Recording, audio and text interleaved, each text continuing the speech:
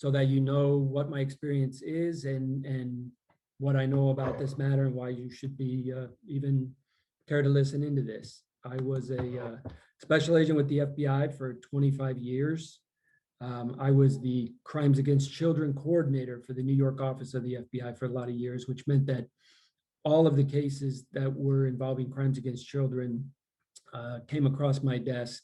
I was involved with liaison with other offices, with other departments, and both online and offline crimes against children. And actually, the FBI has a very robust crimes against children program. So I was an undercover agent online for many years as part of the FBI's Innocent Images National Initiative. I went online undercover both as an adult who investigated and looked for people that were trafficking in child sex abuse material. In the old days, people used to refer to it as child pornography. And some people still do. A lot of the legal literature out there still refers to it as child pornography. I think it's an important distinction that they've made now in calling it child sex abuse material. Child pornography makes it sound like it's a legitimate business. It's a legitimate thing like pornography, and it's not. These images are images of the sexual abuse of children. They're crime scene photos. Sometimes people even call it kiddie porn, which really makes me lose my mind because that almost sounds cute, and it's not cute. It's extremely disturbing material. So I think words are important, and what you call things and how you discuss them is very important. So that is, they now refer to as child sexual abuse material. So I would trade with people online, but of course we didn't trade images. I would upload to them encrypted images of the moon or something that they couldn't open, but they would send images of child pornography and child sex abuse material to me. And then we would go about figuring out who they were and where they were and execute search warrants and arrest them. So that's part of it, and that'll be part of our discussion tonight. I also went online as a 12-year-old child sometimes, as a girl or a boy, and chatted with people online, typically older men, and then they would send disturbing material. They would engage me in conversations about sexual activities, and then they would set up meetings, and we called them travelers or people that lured kids to meetings. So we would show up and arrest them, and they would be extremely disappointed to meet me. So it was both the images of sex abuse of children and people that were actually trying to meet children. I investigated both of those for many years. I was also a lead investigator in the Innocence Lost National Initiative, which dealt with sex trafficking and prostitution of minors, predominantly in the United States and the East Coast of the United States, but a lot of boys and girls under the age of 18. For federal purposes, a minor is anyone under 18.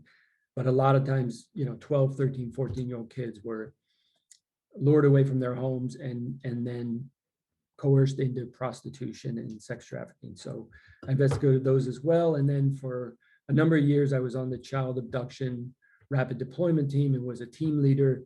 And that was anytime there was a mysterious disappearance of a child or a kidnapping, and we were called in by the local police to help assist, we would send a team of experienced investigators. And in the last few years, a lot of that involved children who were lured online and then ultimately either assaulted or kidnapped. So the online internet safety I worked on for the bulk of my career, and it's an issue that's very close to my heart, both as an FBI agent and as a parent myself. So that's my background, and I do that just to give you an idea of all the ways that I've been involved in this, all the years I've been involved in this, and so you'll know that I know what I'm talking about. I'm not making this stuff up. I've experienced this. So hopefully that'll give you some confidence in what you're hearing tonight. Yeah, Jackie, if you can go to the next frame, next slide. So tonight we're gonna talk about online safety issues for children. What are the dangers they face online, and what are the threats they face online? We're going to talk about some safety measures that you as caregivers and parents can take to protect them, and some best practices that you can set up and try to instill in your home and for them. And then ultimately, we'll talk a little bit about what to do when bad things happen, because I think it's good to know what threats there are, what dangers they face, how to best prepare for it, but also people need to know, okay, something bad happened. Now what do we do? So we'll touch on that a little bit. It's a lot to cover in an hour and a half, so we won't go in great depth in anything, but hopefully I'll give you some ideas and some jumping off points to look into these matters further yourself. Okay, next slide. So I'm going to talk a little about statistics on this slide, and I don't want to get buried in statistics. They can be overwhelming, but I think it helps to frame the issue and let you know how big it is, and some of these numbers are important just to give you an idea really of what we're dealing with here. So there are over 4 billion people now worldwide that have internet access. That's, you know, a little over half the population of the world. So there's a lot of people online. In the United States alone, they say that 80% of the people in the US go online every day. That's 200 million people. So even if you say 99% of them are good people and they're not presenting any danger or harm, they're not going to harm children, or they're not a threat to your child, 1% of that is 2 million. Every day, if only 1% of the people online present a threat, when your child's online, potentially they have exposure to 2 million people that would harm children and would do bad things. So again, that's just to give you an idea that it's a big, scary world out there, and there's a lot of people out there. They say nowadays the average internet user spends over 4 hours per day online. And I have children myself, and they're a little bit older now, but they're saying those numbers are just going up. It might actually be closer to 6 hours per day. 20% of teens reported having received an aggressive sexual encounter online, either a chat, photos being exchanged, or someone asking them to meet. And that's 1 in 5, right? And this isn't me guessing, saying I think this is how many are. They've done a lot of studies, a lot of interviews, a lot of polls of children and teenagers to come up with these numbers. So, you know, again, the numbers are changing. Different polls may have slightly different numbers, but there are reliable sources that are putting out these types of numbers. So 1 in 5 teens online is getting some kind of aggressive sexual chat or proposal. 36% of middle school and high school kids report being bullied and experience cyberbullying. We'll talk a little about cyberbullying. Typically in my career, that didn't raise to the level of a federal crime, so we didn't spend a ton of time on cyberbullying, but it's an important issue for middle school and high school kids, and I realize that. So we're going to talk about what they might be experiencing and some of the things you can do to help mitigate that. 55% of teens admit to giving out personal information to people they don't know, including photos. This is a huge one. That's 1 out of 2. Every other teen online is giving out personal information, including photos. And we're going to talk about the need to talk to your kids so much about the fact that once they put something out online, they've lost control of it. And it's almost impossible to get that back and to get control of that. And kids just don't seem to understand that. So that's what I stress constantly with young people, and that's an ongoing dialogue. 67% of teens say they know how to hide what they do online from their parents. The other ones probably aren't admitting it, because almost all of them know how to hide what they're doing online. That's okay, that's typical behavior, but you need to be aware of that, and you need to try to draw that out, and you just need to know that they probably are hiding some stuff from you online. That's okay, but you need to be aware of that, that's how many. Everybody likes to think, I laugh about my own brother who used to say, I know teenagers lie to their parents, I just didn't think my kids were going to lie to me. I think a lot of us fall into that trap, right? You know things about teens or kids or other people in general, but you don't always realize that you're included in that and your children are included in that. 86% of teens say they can chat online without their parents' knowledge. Again, that's almost 9 out of 10 kids say, yeah, I can chat with people online and my parents don't know. Again, that's probably true, especially for teenagers, but you need to be aware of that. 88% of teens have seen someone be mean or cruel to another person on a networking sites, social networking sites. This is the cyberbullying. And again, this has become a very big issue and is having a huge impact on our young teenagers these days. 90% of children aged 8 to 16 have seen online pornography, whether it's adult pornography or the child sexual abuse material. 9 out of 10. So again, it's out there. They're going to come across it. You need to have discussions with them about when they do, how does that make them feel? What can they do? Can they talk to you about it? LEOs is that's law enforcement officers estimate there are 50,000 plus sexual predators online at any moment. Again, the numbers can be overwhelming. That doesn't mean keep your kids offline. That's not realistic, right? But people need to understand there are a lot of sexual predators out there. There are a lot of bad people out there. And you wouldn't let your child go play unsupervised in a park that was filled with scary looking people. This is a huge park with a lot of scary people.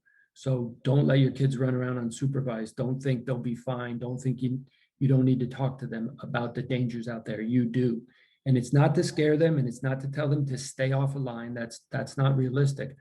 But it's to acknowledge and to have that dialogue, and for both you and them to understand there's a lot of bad stuff out there that could happen. So all of us need to understand that and do what we can to prevent it, and then do what we can to handle it well when bad things happen. Okay, there's a few. Guard Child, there's the two references on the bottom, Guard Child and ICAC Task Force. ICAC stands for Internet Crimes Against Children. So that's a government organization that's where I got the most of these numbers for this slide. They both are legitimate, reliable resources. So again, I'll put a slide up at the end of the presentation with some references for places you can go and look for more information. But you're going to have to look at a lot of stuff and decide for yourself what's meaningful and what's reliable. But the ones I referred to on this slide, and you can write them down and you can refer and you can go and you'll recognize some of the stuff I'm presenting here tonight. I pulled from those websites. Okay, first we'll talk about some very basic rules for internet safety for children. And I've talked about this already.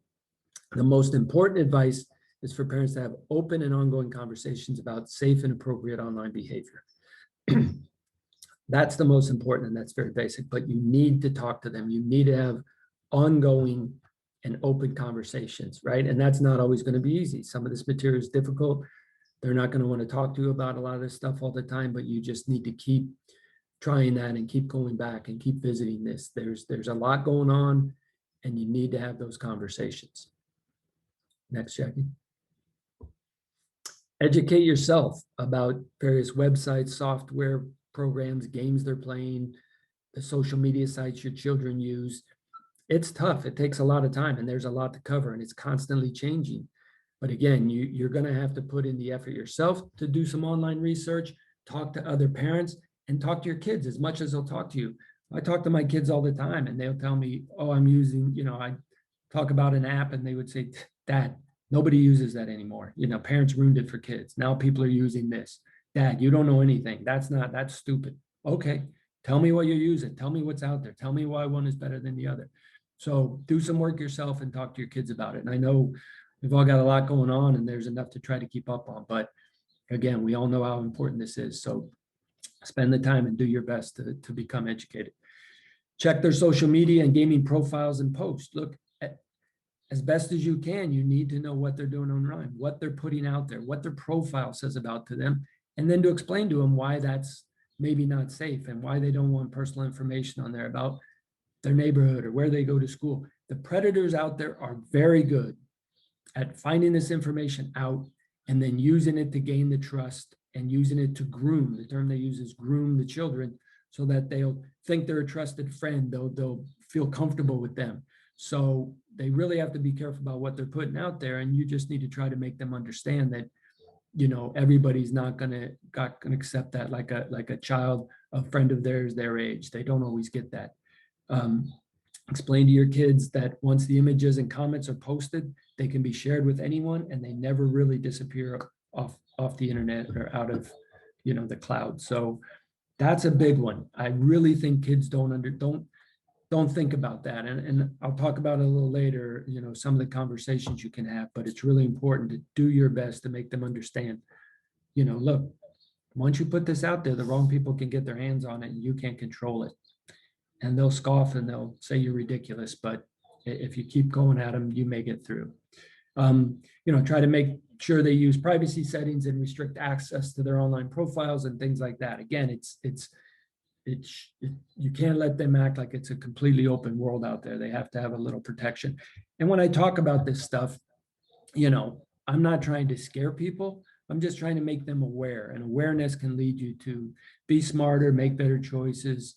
It's not about being afraid and scaring them that bad things are going to happen. It's about awareness about the potential bad things that could happen. And that's important for both them and us. And most importantly, make it a rule early on with your kids that they can't arrange to meet someone they met online without your knowledge and you're agreeing to it.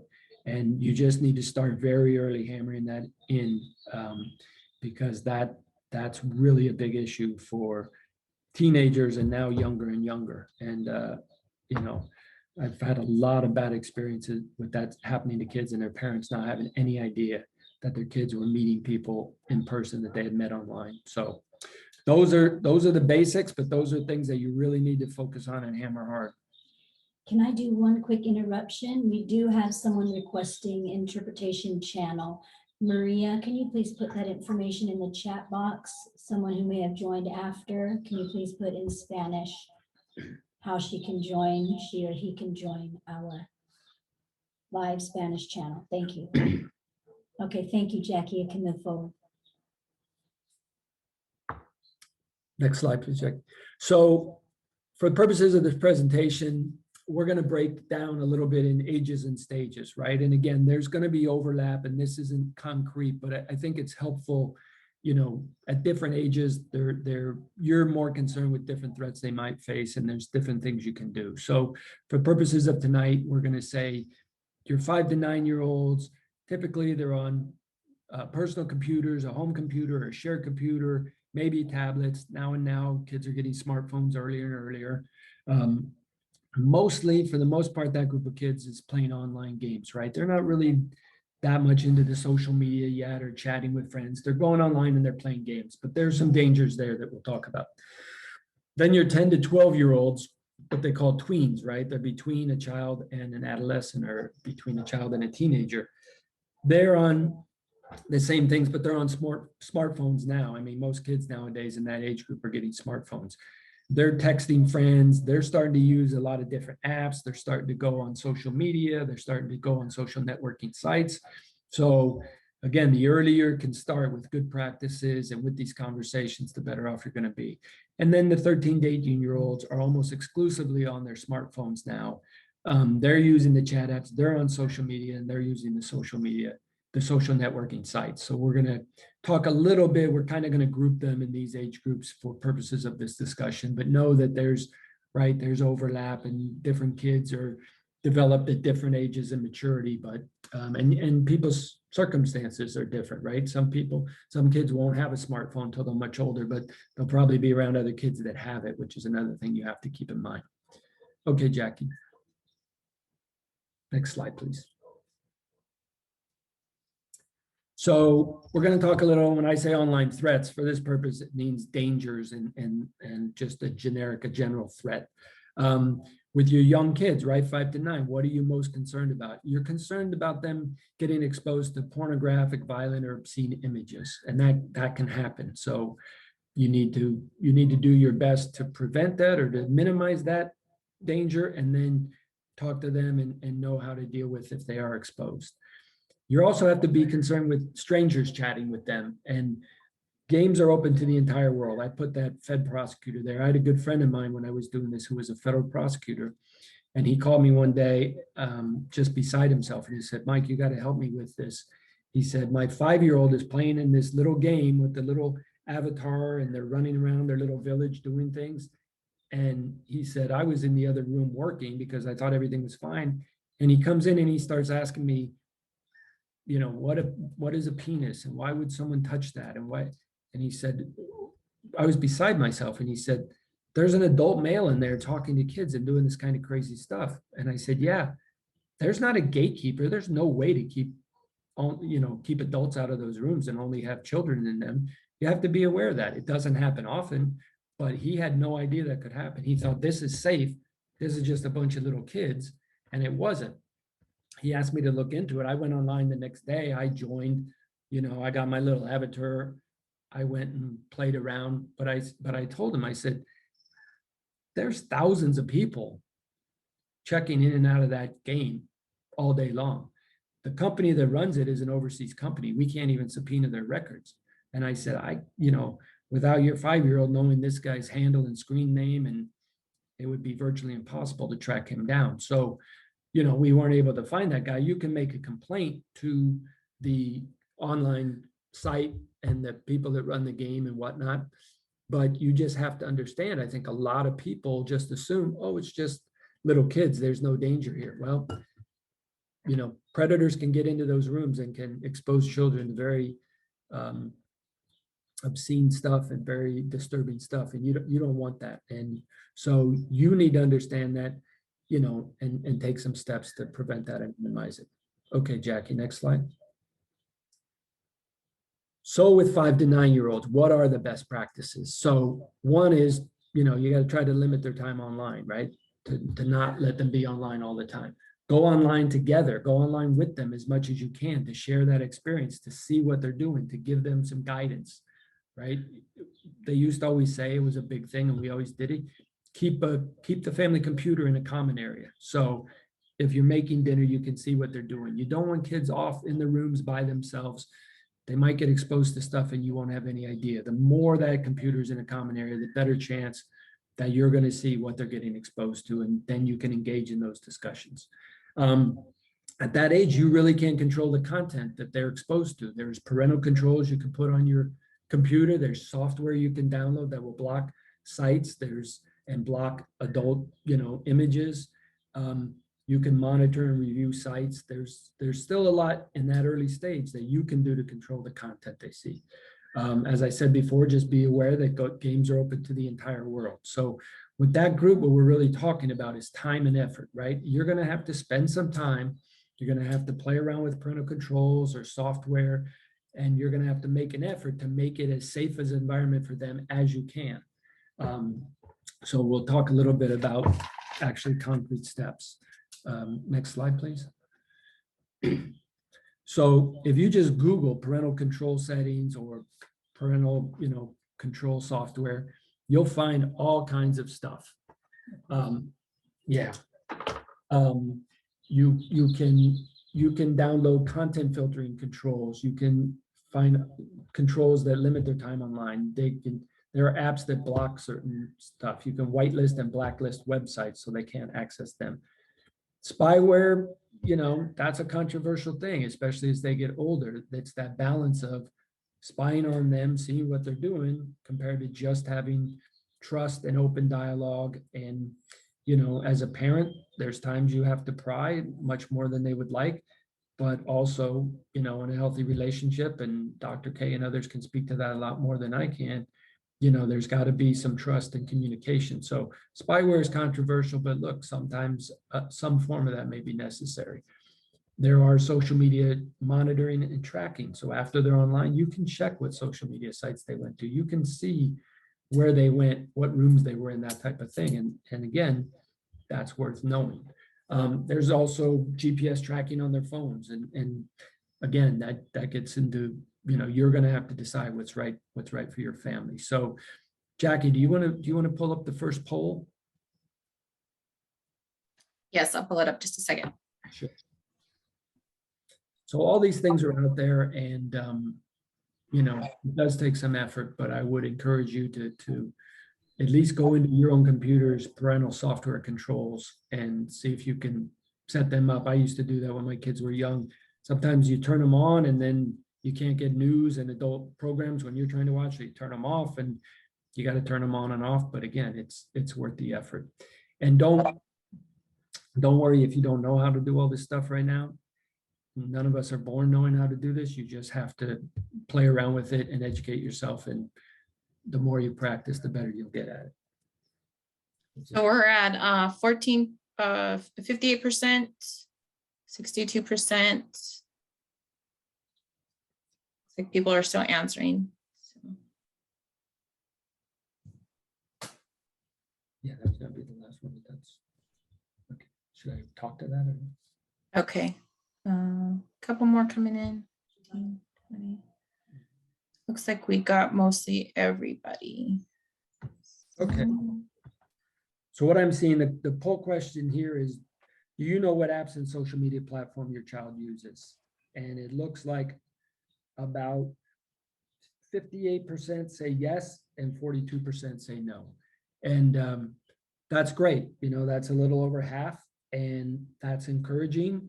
I would just caution you, and I'll tell a story later, that parents often think they do know what their children are doing because their children tell them, but sometimes they tell them, I use Snapchat and Facebook and that's it. When in reality, they're using 5 other chats that they don't want to tell their parents about. I apologize. I just realized I put the wrong pull up.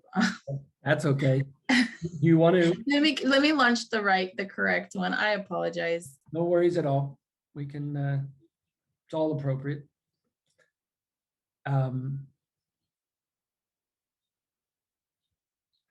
So that would be my caution about that poll. I think it's great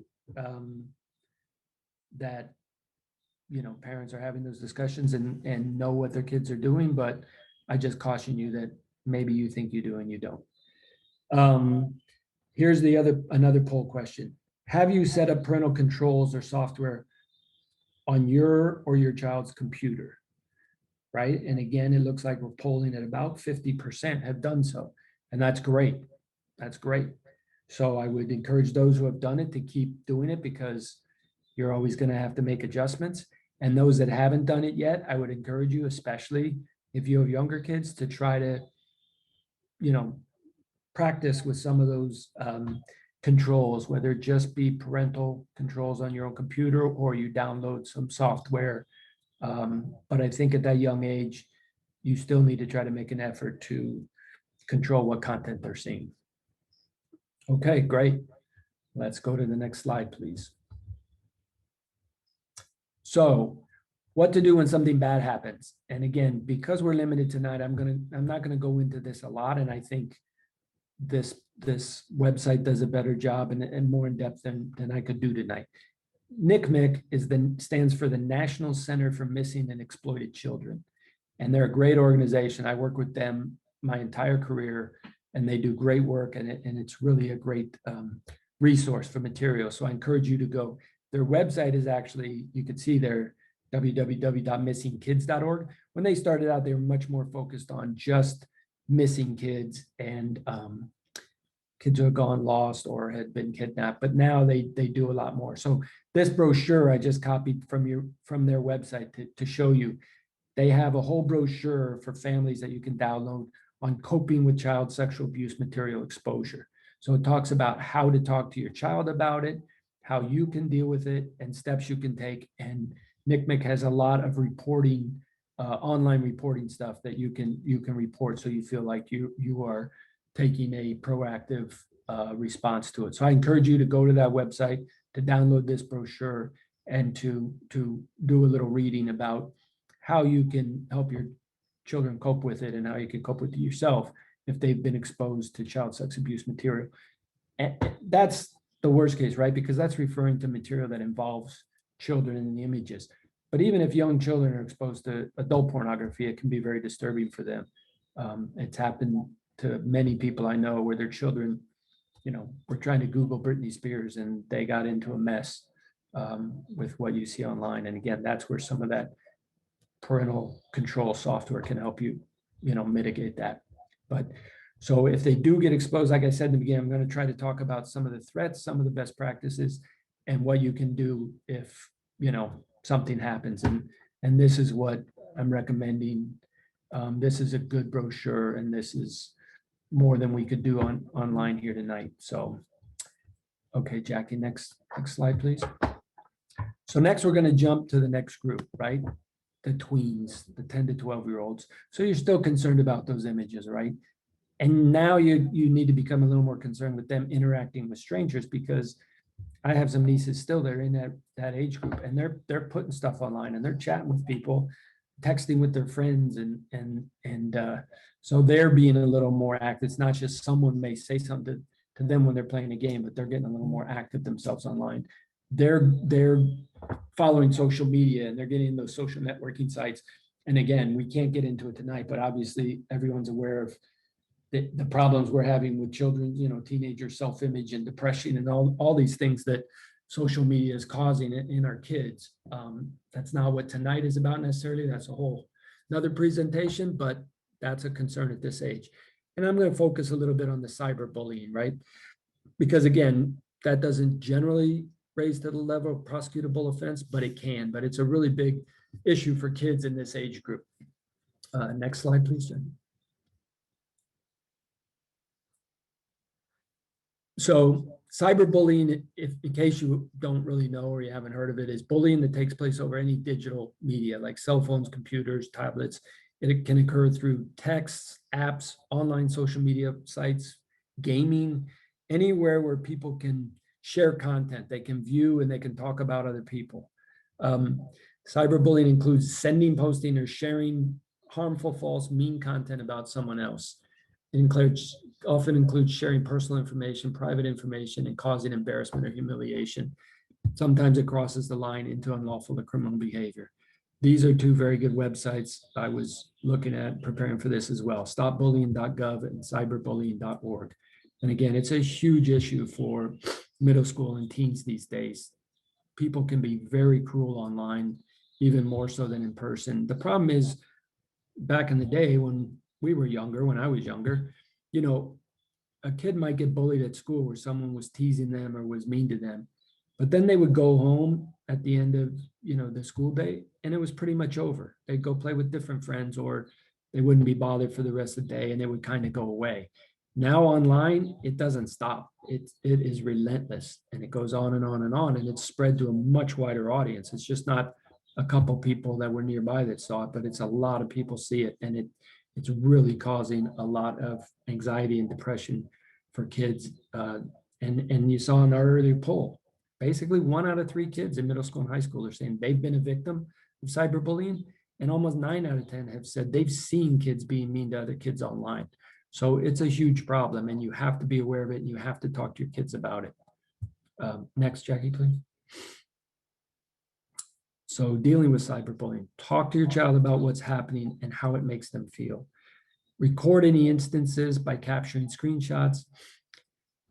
Report it to the school and the app where it occurred or the social media platform if you choose to. If it's severe, you can report it to the police. But just a word of caution there, and just again, so you understand, a lot of schools are mandated reporters, right? Once you report something, they have to take certain steps. So we're going to talk about it with the sexting and sextortion, but even with cyberbullying, most important is to talk to your kids about what's going on, how they feel about it. Maybe if they know who's doing it, you and your child can address it with that child and their parents directly. Maybe you don't end up confronting someone, but you and your child are able to deal with it and the anxiety and the problems it's causing for your child. But it may very well be that, yes, you want to capture this and you want to report it because, you want to put a stop to it. They could be doing it to other kids. The school oftentimes should step in and take a stance on it. So, and if it's very severe, report it to the police, right? Because if it's presenting a real threat to your child's safety, obviously 100% get the police involved. Next slide, please, Jackie. So best practices in this group, it's all about communication, right? This is the age again where before they get to be teenagers, you need to try to establish that dialogue and that trust and that ongoing dialogue about what's going on. Talk to them about proper and acceptable behavior online. You wouldn't let them go out and play at school or in a park or anywhere. You talk to them about what's proper behavior, what's acceptable behavior, how you should behave, how you should treat people. Same thing online, right? Some people go so far as to write out contracts, to make a verbal contract or written contract about what they'll do online, how they'll behave online, how they'll talk about what happened. Talk to them about what they're seeing and feeling. They're online a lot, and they may not come to you, but you need to do your best to just talk about it like anything else you would talk about at the end of the day. How is their day? How are they feeling? Who are their friends? What's going on at school? What's going on online? What's going on the sites they're going to? Because so much of their lives is taking place online now. Next, please. You still maybe can use some of the parental controls of the blocking software, but the thing I used to caution people, and I used to talk at a lot of schools, and people would say, what can I put on the computer to stop this? And I say, the problem is you can do your best, and I encourage you to do so, to set up controls and to set up software and to try to prevent them from being exposed to a lot of this stuff. But guess what? Even if you set it up perfectly, what's going to happen? They're going to go to a friend's house. And then all of that other stuff doesn't do any good, because what's really the most effective is that ongoing communication and trust, right? Setting boundaries. Maybe you try to get them to share their accounts. You try to get them to share their passwords to give you access to what they're doing. Again, just be aware that they may not always do it. They may have accounts online that you don't know about. They may not be sharing all their passwords. My wife used to, when my daughters first got on Facebook, my wife said they had to have her as a friend so she could see what was going on. And then all of a sudden she would say, something's going on because one of the girls just unfriended me, kicked me off. So that night we'd have to find out why that happened and get that friendship reestablished. So just be aware that you could try to set those things up, but they certainly will go around them, and they certainly may not always be truthful about what they're doing and what they're sharing with you. Next slide, please. All right, the last group, the 13 to 18 years old, right? So the images and the audio they're exposed to, in a way, it's not, I was thinking about this, not so much that you don't want them exposed to those images still, but you also have to worry about, is that desensitizing them to violent and pornographic images? Is it distorting their views of the world or of healthy relationships? Again, that's maybe for another presentation, but ideas and influence, right? They're seeing a lot of stuff online, and there's racist content, sexist, mean, ignorant. Influencers are telling them how to eat, how to dress, how to behave with people. So you have to be aware that this stuff is influencing how they think. That the issues with social media, we talked about a little bit, and cyberbullying is still an issue. But with the older ones, what I'm going to address and focus on a little bit more is sexting and sextortion. I don't know if all of you know what that is or familiar with those terms. And grooming, luring, and meetups, which is a lot of what I dealt with in a lot of the years I was online. Next, please, Jackie. So sexting is the sharing and receiving of sexually explicit messages and nude or partially nude images via cell phone or other electronic means. They can be sent as regular messages or through apps like Snapchat and WhatsApp. Again, there's some good material on the NCMEC website about that. 1 in 7 teens report they are sending sexually explicit images, and 1 in 4 are receiving sexts, according to a study that this pediatrics group did. So again, 1 in 4 receiving sext. It can be chat or it can be images, and a lot of it is going on, and kids are seeing it. And for the law enforcement profession, when this first started happening, it caused a lot of trouble and a lot of problems, because they didn't know how to deal with when teens are sending other kids images that technically are child sex abuse material, and if an adult was involved, they would clearly be prosecuted. But people soon realized we don't want to be prosecuting, young teens for sending inappropriate images to other young teens.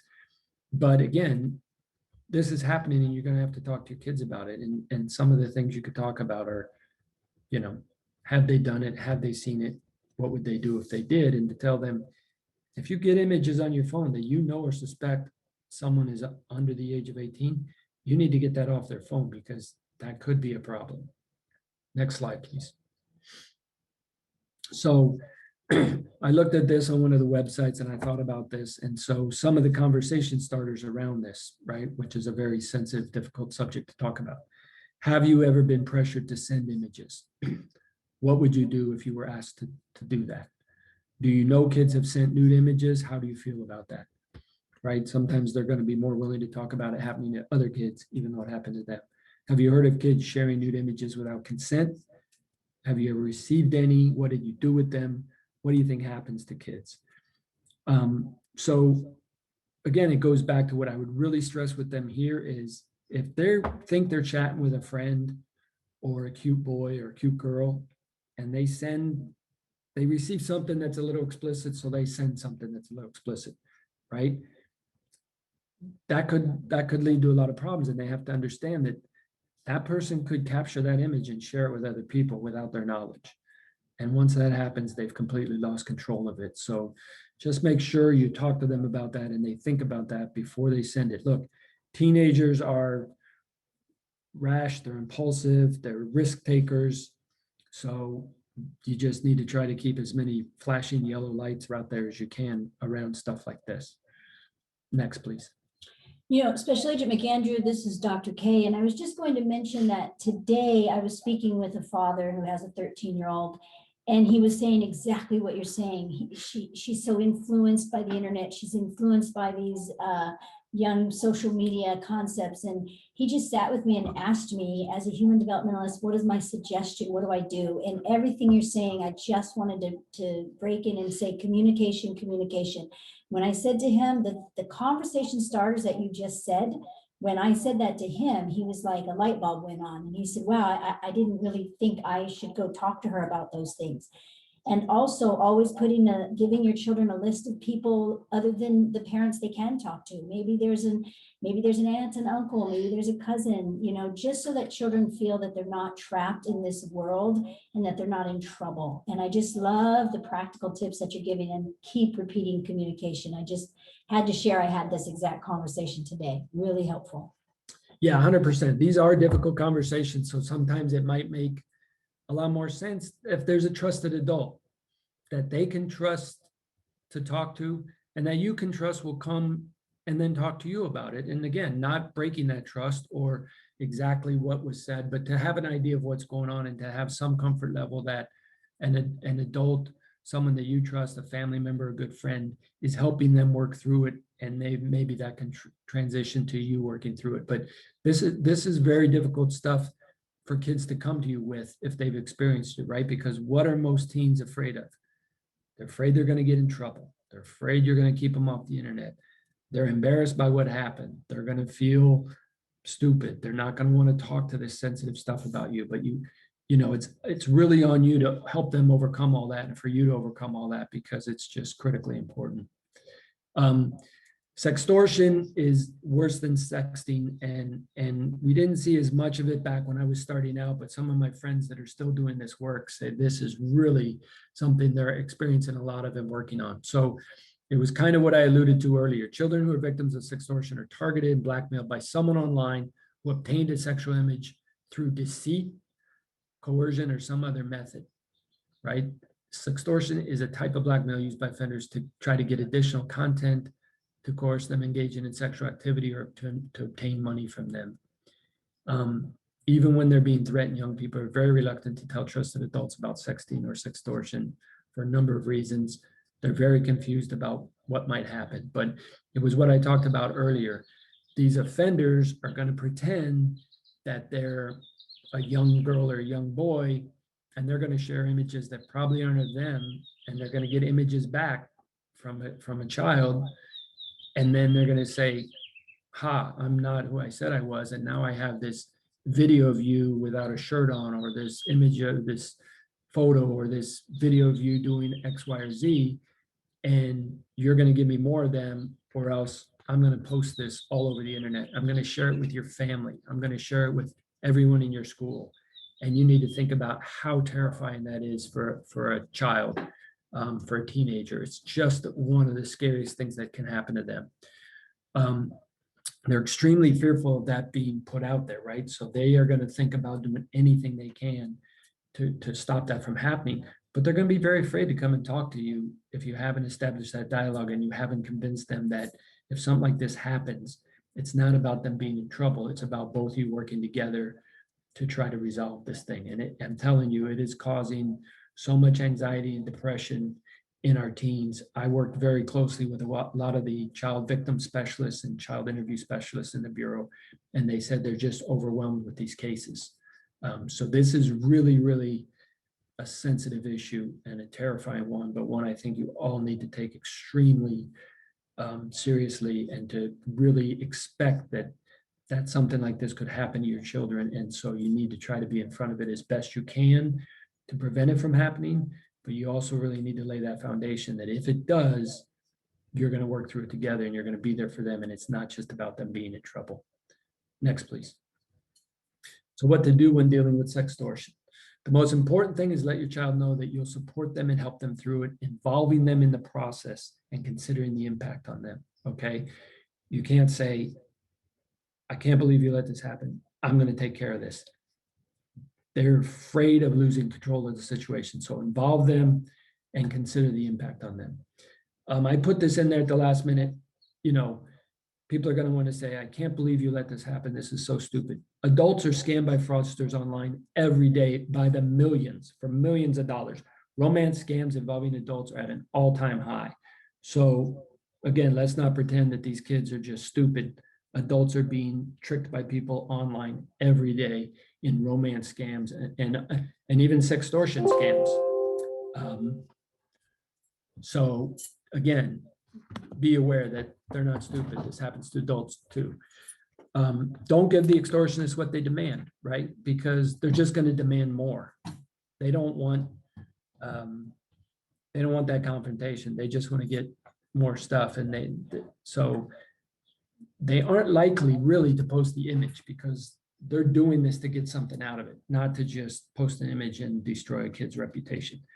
It could happen, but most likely they want more images, or they want money, or they want to meet with your child. So just keep that in mind. Again, decide if you want to handle it directly with the offender, that you maybe reach out and tell them, I'm so-and-so's parent, and I know what you've done, and you better not ever contact them again. We're calling the police. And if you put that out there, just know that you'll be distributing child sexual abuse material and you'll be prosecuted now, and I'll see to it. Most of them will go away. But again, each situation is going to dictate how you handle it.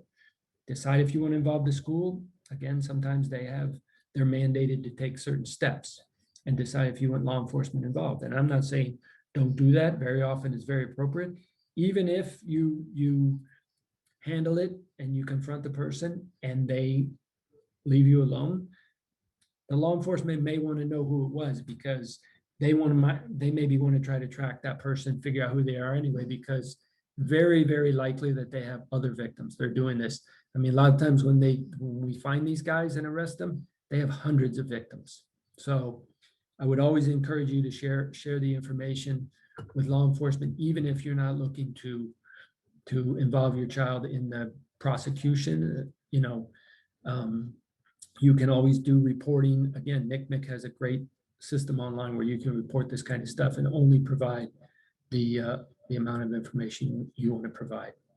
But it's a very difficult, very sensitive situation. So you need to work through it together. Another online threat we find a lot for young teenagers, between 13 and 18 years old, are offenders that lure them for sexual encounters, right? They might approach them on a social media site, in a chat room, or even in online games. We're finding more and more, right? They may present themselves as themselves, or they may present themselves as someone completely different, like a young boy or girl your child's age.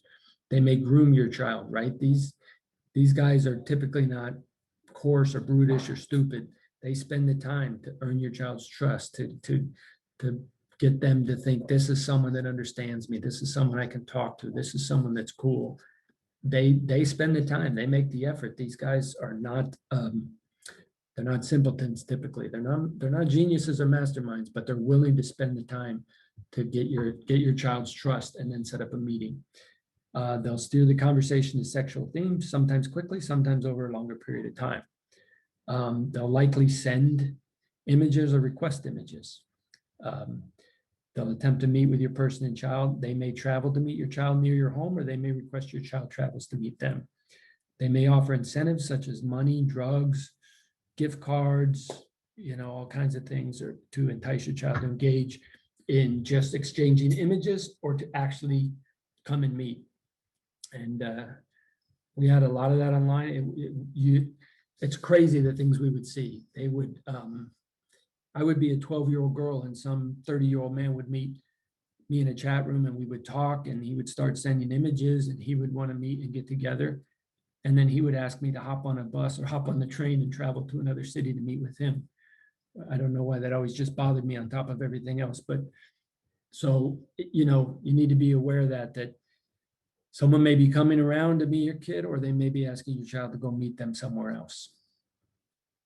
Next, please, Jackie. So what to do if your child has been lured or met someone in person, even if they just tell you they met someone and they weren't assaulted, but if they've been assaulted, report it immediately to the police or the FBI. This is not one where you can think about handling on your own or handling it directly with that person. You need to report it to police and the FBI and get them involved. A, because it's important that they get investigated, stop. B, there may be other victims. So that can be difficult for you and your child, but in these cases, there's no other option. Maintain any evidence, support your child. In all these cases, you're going to need to get them professional support as well. They're going to need to talk to somebody. They're going to need possibly medical attention, but most importantly, psychological, emotional support, and maybe a trained professional that deals with these kind of matters. Do not take matters into your own hands. They need support. They don't need revenge. I've dealt with a lot of parents that wanted to get revenge and do vigilante stuff, and that's not what your children need at all. Next, please, Jackie. So signs that your child may be the victim of cyberbullying, sextortion, or luring, the things we've talked about. Changes in mood, disposition, physical appearance, or behavior, right? They get depressed, they pull back. That could mean something else, but it could mean this. Some of that's typical for teenager behavior anyway, but you have to be probing and trying to figure out. They can become secretive and start hiding what they're doing online, what sites they visit, what apps they use. You see them changing passwords. You walk into a room, they immediately shut down their computer or hide their phone. Those are things to watch out for. They don't want you to see their phone or their computer.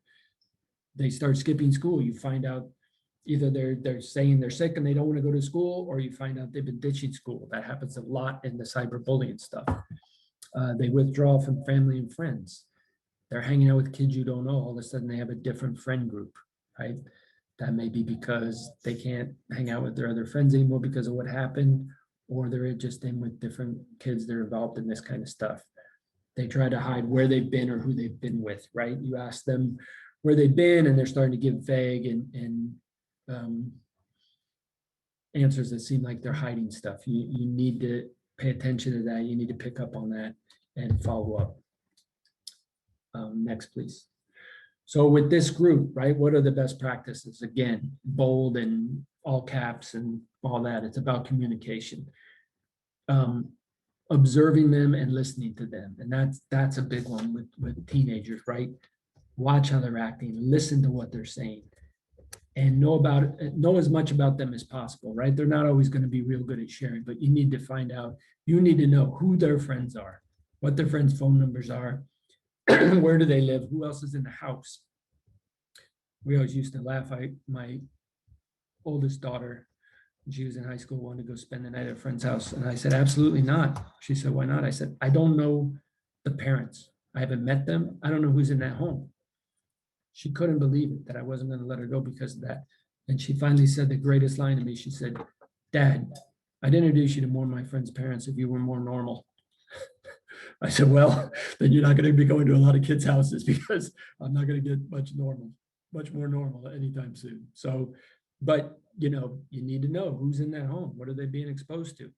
You need to do your best to know what social media and what apps they're using, what social networking sites they're using.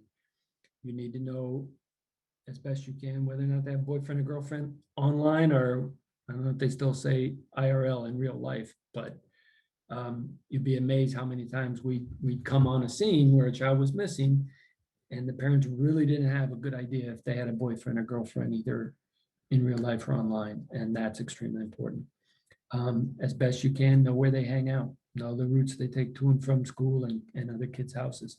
This stuff is kind of along the lines what start creeping in is the stuff I did with the child abduction team, but a lot of teenagers that go missing every day. And the sooner you can get to the places where they may be with other people, the better chance you're going to have for a good outcome. At this point, they're going to defeat.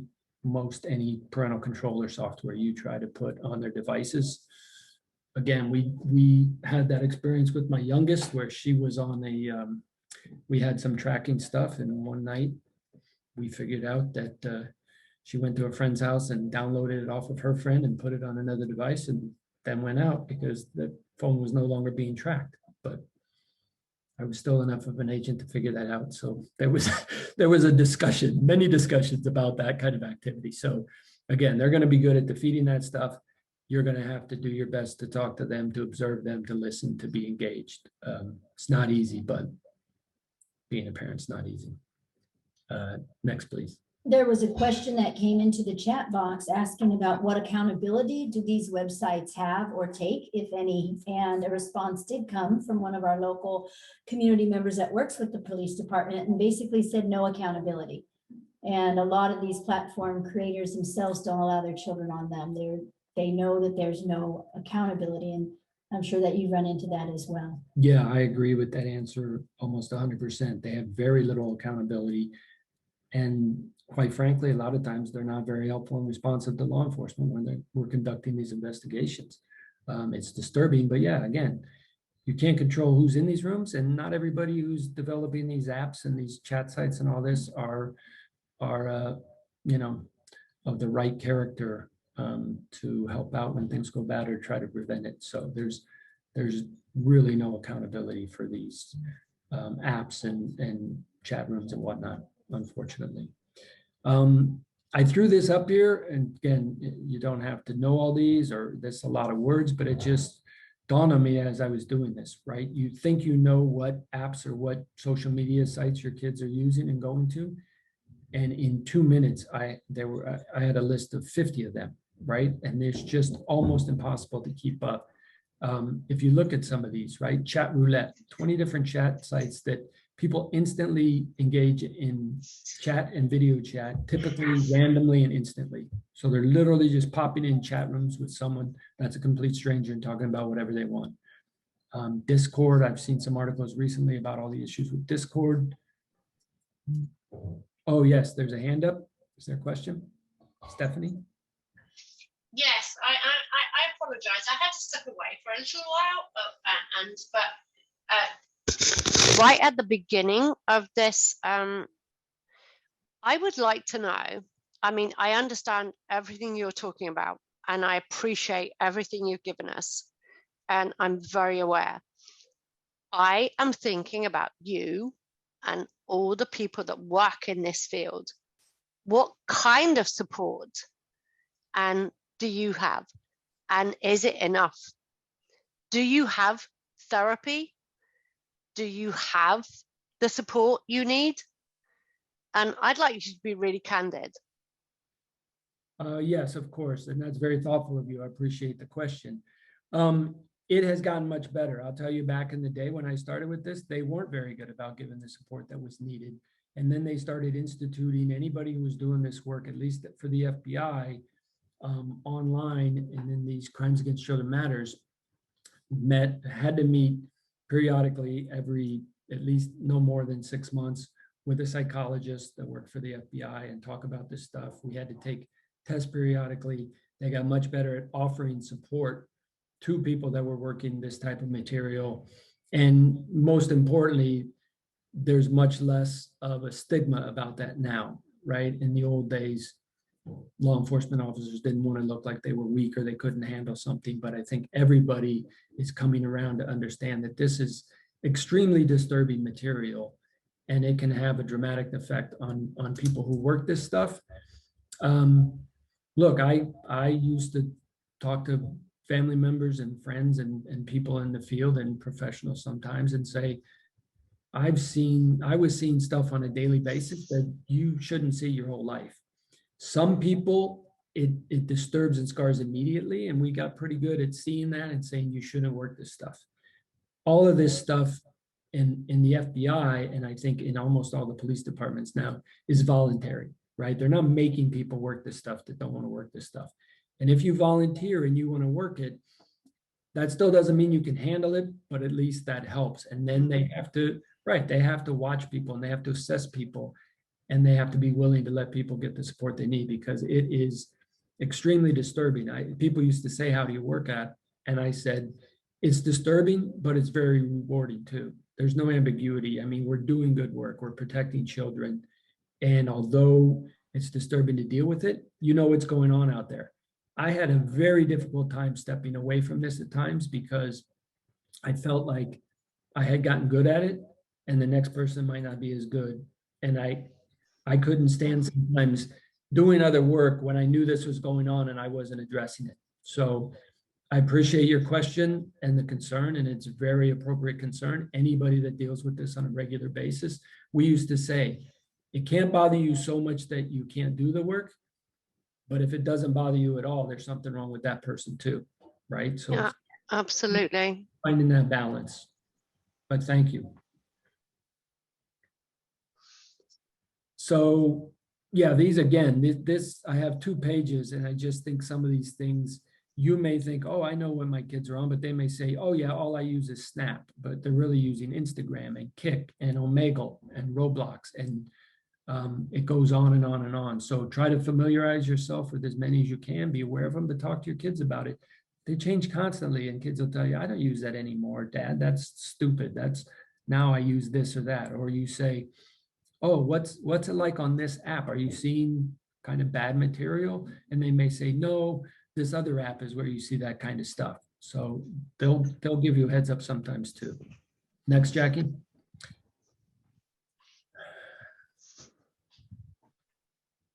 So that's really what I want to talk about. Again, some of these apps, you know, WhatsApp and TikTok, I did a case and they were using Kick, and back in the day, that was a Canadian company, and they really didn't have to respond. Now, they were a good group and they did respond to our requests, but a lot of them are overseas Who companies. looks after you?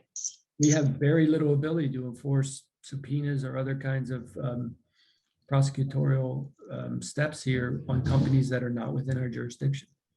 So I just threw those up there again to give you an idea that there's, you may think, oh, I know a handful of these, and there's so many, you really got to be talking to your kids about what they're using, and just keep your ears open. Definitely. Next, please, Jackie. Thank you. I appreciate it. So this one just popped up as I was preparing this presentation, and it just caught my eye because it was a recent news story. 16 men were arrested in a sting by the FBI and the New Jersey State Police. I wasn't part of this. The men were charged with luring and attempting sexual assault. Prosecutors said the men between ages of 28 and 55 with social media website, chat apps, and games to include Kick, Scout, Grinder, Tinder, Mutiny, Fortnite, engage these underage kids.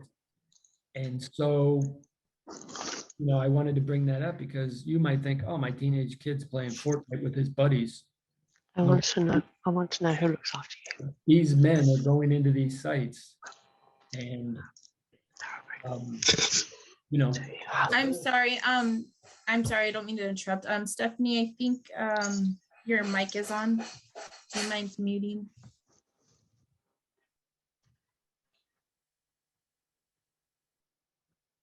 So I brought up this story again, just to give you an idea that they're, you know, you might think some of these things are harmless, and they're not. And you might think you've heard of some of these, and you might not think kids are on them. You might think, oh, that's an adult dating site. Well, the young kids might go on there for kicks with their friends, and they may get involved in some of this. So I just threw that up there because it caught my eye while I was preparing. Next, please.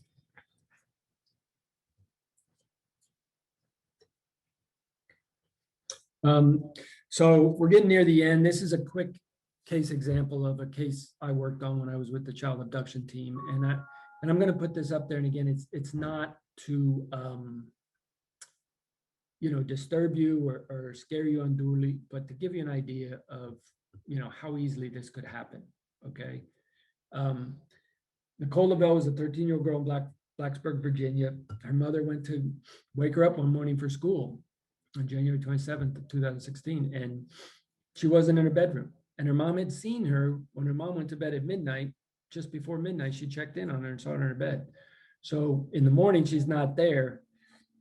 The dresser was kind of blocking the door, The bedroom window was slightly open, not locked. Nicole's cell phone and backpack were gone. But critically for this case, her medicine was not in her room, was still in her room.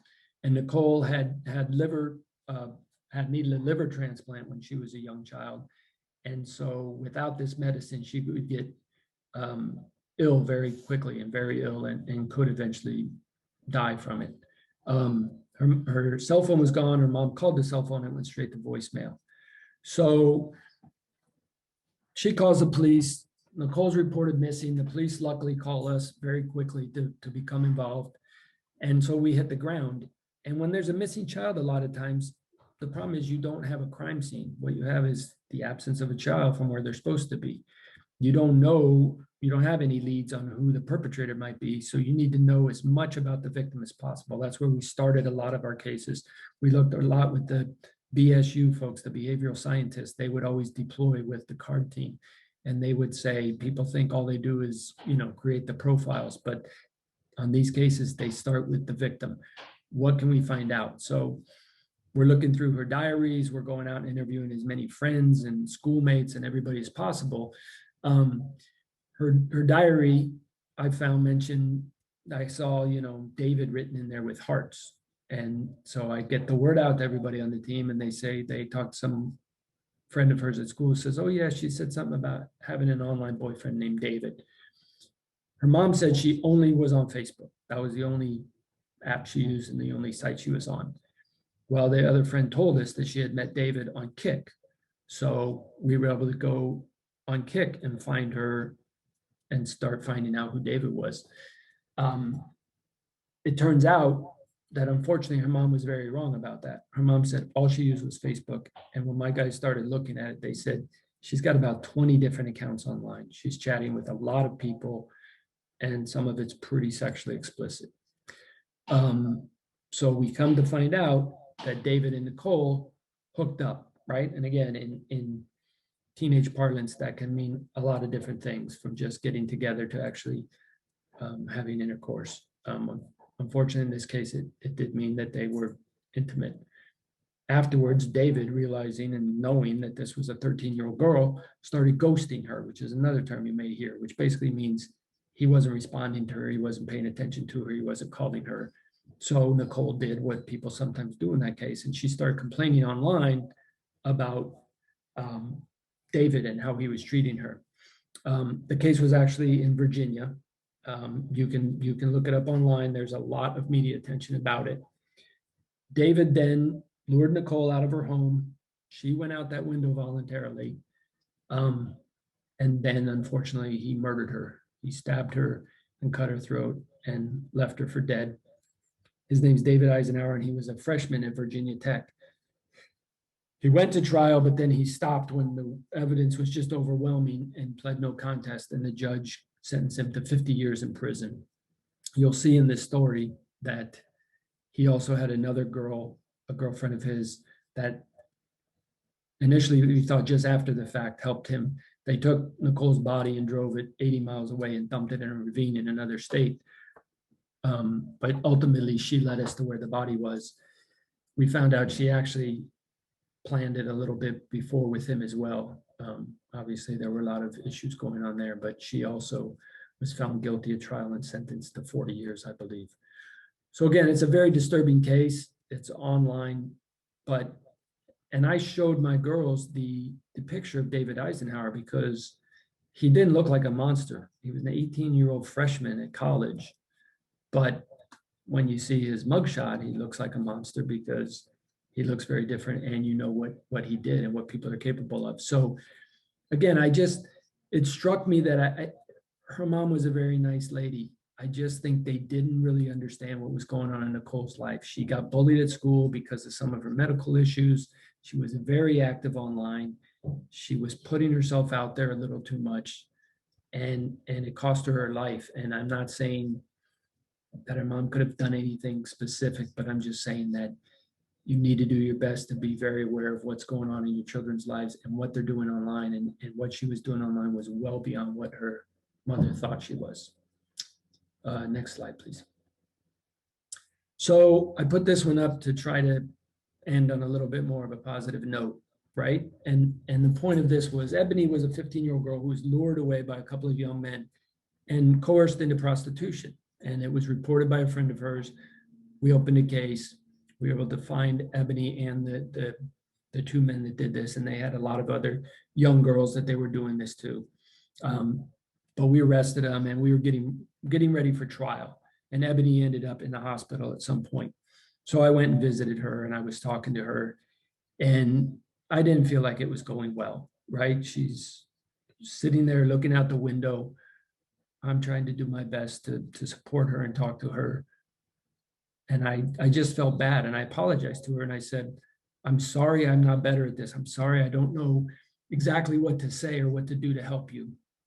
And this 15-year-old girl who'd been through all of this turned around and said, at least you're here and at least you're trying. Nobody else came and nobody else tried. Nobody in her family, none of her friends, nobody else in the world. So I didn't feel I was very good at what I was trying to do. But my point is, it's not going to be easy. You may not feel like you're doing a good job of it. You may not feel like you're breaking through, it's going well, but kids know who shows up and who tries, and they appreciate it. They might not always seem like they appreciate it, especially when they're old children. They're your own children, but they know and they see, and it matters. Ebony and several other girls testified at trial. The men were convicted. And even better part of the story is that 4 years later, I got a letter from Ebony. She was in college. She was trying to get into a program and get a scholarship for social work. And she wrote me a letter and asked, she needed a reference letter, and she thought of me. So obviously I was happy to write the letter. I thought she was an amazing young woman for what she'd been through and what she was trying to do. And, she got that scholarship and she got her degree. So it was extremely difficult what happened to her, but I really wanted to make the point that I used to always joke, I want to freak people out a little bit, but not completely, right? I want to scare people a little bit, but not so much that they feel like they can't do anything. And it's hard, and people are going to feel like they're not doing a great job, but you need to keep at it. And even when you don't feel like it's going that well, it could be having a huge impact. And I found that again and again and again in my career. And so I want to encourage all of you to keep trying, even when it feels like it's not going that well. I know we're getting close to the end here. Next slide, please, Jackie. So some quick takeaways. And again, it's a little disturbing, but during an interview, a convicted pedophile said, parents should know and should tell their kids, we walk among you. And it just always struck me. It just always stayed with me that they don't always look like monsters. You can't always pick them out of a crowd, but they're among us. And again, it's not to walk around scared and not wanting to engage in the world and not want to be online, but be aware that they are out there. And so you do have to think about it. You do have to keep your guard up, and you have to help your kids keep their guards up. And I always told parents, talk to your kids and pay attention to them, because if you don't, someone else will, and they may end up exploiting and harming your kids. The last slide, please, Jackie, is these are just some of the resources if you wanted to write down a few. The FBI.gov site, actually, their Crimes Against Children has some good material. The missingkids.org is a great website. The ICAC Task Force, the Internet Crimes Against Children. UNH, they do a lot of research and put out a lot of papers on all of this kind of stuff. And the cyberbullying, the bottom one, NetSmarts, is actually part of the missingkids.org website, but that one's geared for children, right? Games they can play, educational materials. All the top stuff is more for the parents, but I wanted to throw one on there where, your kids could maybe go on there and learn some stuff too. So that's it for my presentation. I thank you all for being here and participating. I hope it's done some good and you feel a little better informed and feel like you can take some steps to protect your kids. And I'll turn it back over to Dr. K. Thank you all again.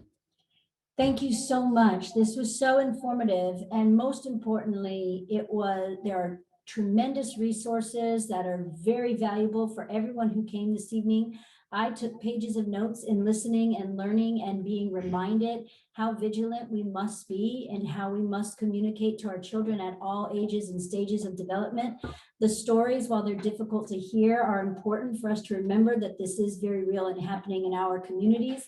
Very often people think, well, this is happening in another community, in a different neighborhood, and it's happening in all of our communities and neighborhoods. So we thank you so much, Special Agent McAndrew, for joining us this evening during Child Abuse Prevention Month. And we recognize and want to honor you because knowing you over the course of the years that you've done this work, you are an advocate, you believe, you know it just takes one person to believe, listen, care for, and try to keep children safe.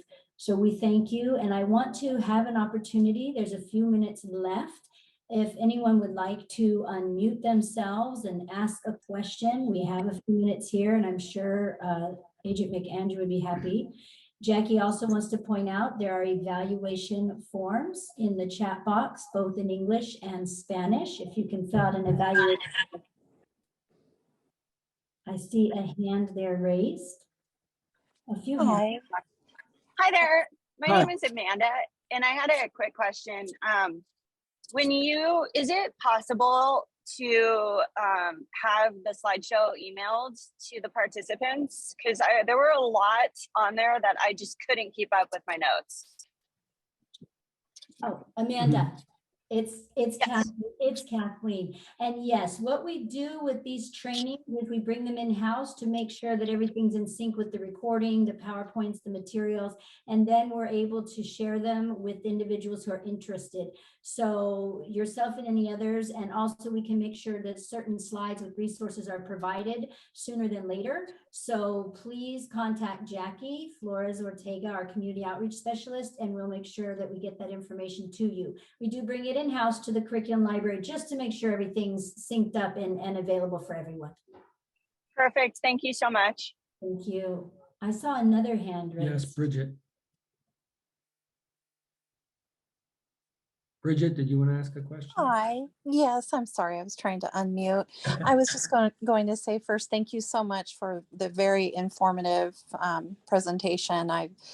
I've come from a lot of experience. I used to work with the Department of Corrections, and a lot of what you're saying is, just a reminder of where, I've been professionally in my career and just how we need to keep carrying that through no matter where we go in future with our jobs. And, but I wanted to see if basically she just answered my question about the PowerPoint and how we can share this information. Because right now I'm a FEMA crisis counselor, and a lot of the people that we do have come through the chat line and our crisis line, they are victims of potentially, in this kind of predicament, or possibly, going to be in the realm of danger. So I just wanted to see if I can get your PowerPoint and I can just look at more deep at it, and I can give them resources and just get them in contact with the right contacts. So.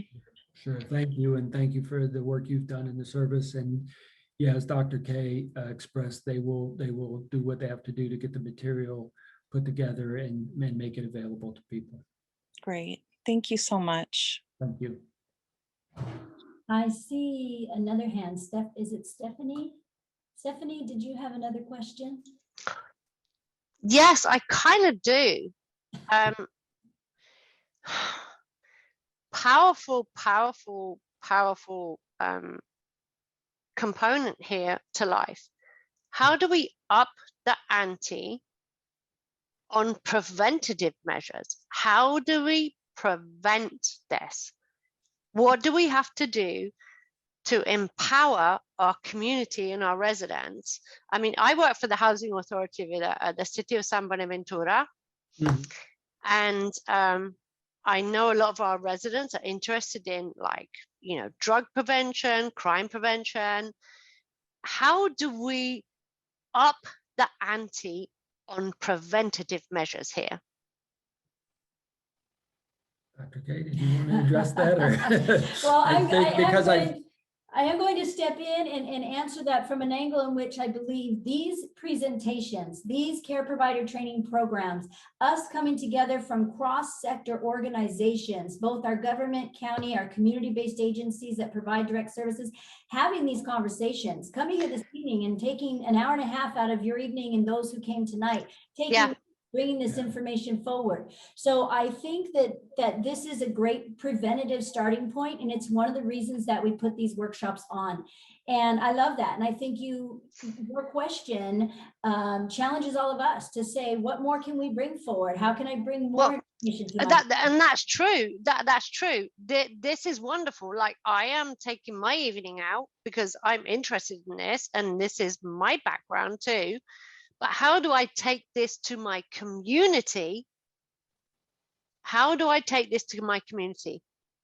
Well, I think a very similar thing to what we're doing this evening is that you be the advocate who says, let's get the parents together. If we're in a community, let's go to the school and let's go to the local faith-based organizations. Let's ask a community-based agency to bring parents in. Let's do it now via Zoom. Let's go right into people's living rooms. And so I think it's more than us just coming together here as professionals, but we can bring this information. We can be the catalyst of this information in each and every one of our communities, and stepping forward, asking the questions, showing up, and then sending us an email and saying, hey, Dr. K and Kids and Families Together, can you host this in another arena and we bring more parents together? I think those are great starting points. Well, I think you just you just challenged me, and you just actually made me think, okay, let's go. Okay. Yeah, and I'll just add that almost every police department now, and I know the FBI and all their local offices, they love to go and do presentations like this in person or over Zoom. And it just, organizations need to know that they can ask for these things. And if they ask, I think they'll have a lot of success in getting, law enforcement agencies and other agencies, because we want to get out in the community and talk to people and take as many preventative measures as we can. So I think you'll be surprised at the very positive response you'll get, because we all want to take these preventative steps. We all want to be involved in the communities where we work. And so, yeah, it's on everybody to get involved. And I know, knowing Dr. K over all the years, they used to talk a lot about awareness, education, and that leads to action. So Yeah. get the word out, make people aware, educate people, and that inspires people to take action. And so it all builds on it, but it's tough to get that starting, get that momentum going. It can seem daunting, but We're here, Stephanie. We're here. And well, I actually thank you and kind of don't thank you, because you just give me more work. I am on this. I want this. I want this. Well, I'm not sure if Judy is still in the room or if she had to leave. Judy, you're still here. And I believe, Judy, you're joining the Partnership for Safe Families and Communities are you joining us again in May? Oh, hi. Yes. Hi, Judy. Hi, Dr. K. So Judy, you can unmute and share with people that you'll be joining us to do a presentation as a local. You work locally with Oxnard Police Department. Yes, my presentation is going to be on runaways, and I touch a little bit on what Mr. McAndrews had covered really well in this presentation. In fact, I wish this presentation is broadcasted to all parents. I had made a comment on my chat. My comment was, parents need to realize that this can happen to their children. I think there's a naivete that a lot of parents have, that this happens to other people's children, and it can happen to their kids. And anyway, I just have to commend you for the material. I thought it was well presented. Thank you very much. Thank you, Judy. And we look forward to your presentation, and we'll make sure everyone here this evening, especially Stephanie, who's now being challenged, she'll be there and be bringing more parents And this doesn't have to be the first or the last. I will take the challenge. I love this. And, for all of you that are here this evening, we want to provide 2 to 3 trainings per month that are free to the community, and everyone is welcome. And we try to bring relevant information that will be practical for parents to keep their children and themselves safe and healthy. So I thank you. Are there any other questions? There's still some people here in the room with us. I see a lot of thank yous within the chat box. And again, I'm going to say how much I respect and appreciate all of you taking your time, and particularly for Agent McAndrew to join us this evening and share his expertise, his experience, and the knowledge that he shares, which all of us can use every day as we implement and move forward. So I thank you all for joining us this evening. And please know that if you have questions that come up later, you can email us and we will absolutely get them directly sent, and we will have responses for you. So sometimes questions come later, and this doesn't have to end this presentation. So thank you, everyone. Good night, be safe, and go spend time with self-care and loving your children. Good night. Good night. Bye, Carrie. Good night, everyone. Thank you. Thanks, Stephanie.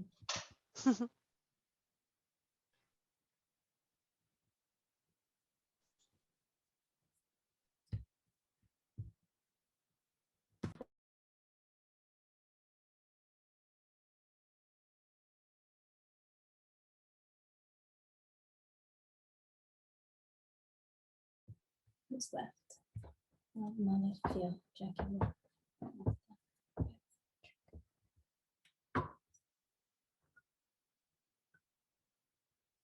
And Maria, are you back in our English room? I am back in your English room. Thank you so much. Can we just move you to Texas? Sure, I'll come visit Texas. Hey, the beauty of Zoom. My wife may appreciate that if you move me out. You can just come to North Texas. Yeah, I loved it. Thank you. It was really nice to do. I always like working with you guys, so I don't know. Well, thank you. Thank you for providing the service. And Thank you. And as you get nearer to bringing this information to your community, then reach out to us and we can. I will. I definitely will. Because I actually texted my principal in the middle of it. I'm like, you're not going to believe what I'm doing right now. And she's like, tell me more. And I was like, I'll see you tomorrow. That's right. Well, yeah. He too can be brought to your community. So it was really good. And I actually learned some stuff. I'm going to my phones. I need to get into phones here. That's right. Maria, thank you so much. Thank you. Take your time, and you're welcome. And I'll see you guys again on Thursday. Yes, you will. All right. Thank you, Bye. Maria. Bye-bye. Bye, Jackie. Bye.